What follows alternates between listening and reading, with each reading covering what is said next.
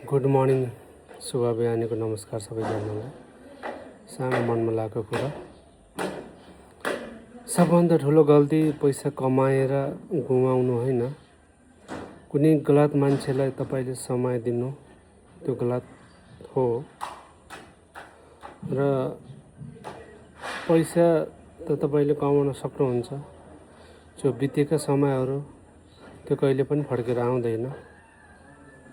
तपाईँले त्यो गलत मान्छेलाई वर्षौं टाइम दिनुभयो, समय दिनुभयो, मन दिनुभयो, तर तपाईँलाई आवश्यक पर्छ नि त्यो मान्छेसँग न टाइम हुन्छ न